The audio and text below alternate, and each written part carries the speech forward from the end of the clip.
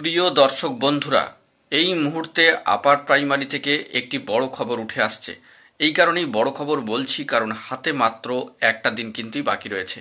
বন্ধুরা, এই ভিডিওর মধ্যে সবটা আলোচনা করছি এবং তুলে ধরবার জন্য চেষ্টা করছি, তাই ভিডিওটিকে একদম শেষ পর্যন্ত দেখবেন, কোনোভাবে স্কিপ করবেন না এবং চ্যানেলটিকে সাবস্ক্রাইব করে নিয়ে সঙ্গে থাকবেন। চলুন আমরা কথাবার্তা না বাড়িয়ে মূল টপিকে ফোকাস করি। বন্ধুরা, এই মুহূর্তে দাঁড়িয়ে আপার প্রাইমারি থেকে বড় খবর উঠে আসছে ইন্টারভিউ বঞ্চিতদের। হ্যাঁ, ঠিকই শুনছেন, আপনারা কি ইন্টারভিউ বঞ্চিত আপার প্রাইমারি টেট পাস? তাহলে এই বিষয়টি কিন্তু মাথায় রাখতে হবে যে আগামীকালকের দিনটা অত্যন্ত গুরুত্বপূর্ণ। আগামীকালকে 27 তারিখ।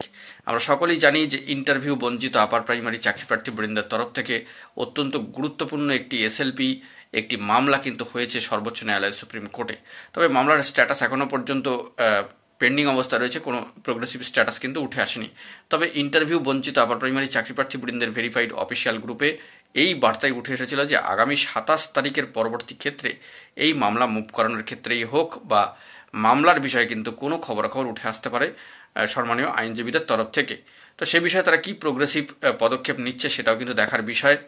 এবং এই 27 তারিখ অর্থাৎ আগামীকালকে একটা মাত্র দিন হাতে, তার পরবর্তী ক্ষেত্রে কি আপডেট উঠে আসে সেই দিকে আমাদেরকে ফোকাস রাখতে হবে।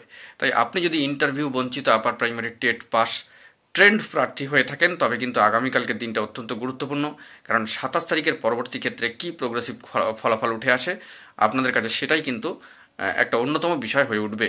তো এখন আমাদেরকে সেই জন্য অপেক্ষা করতে হবে। 27 তারিখের পরবর্তী ক্ষেত্রে জরুরি তথ্য উঠে আসলে সবটাই তুলে ধরবো।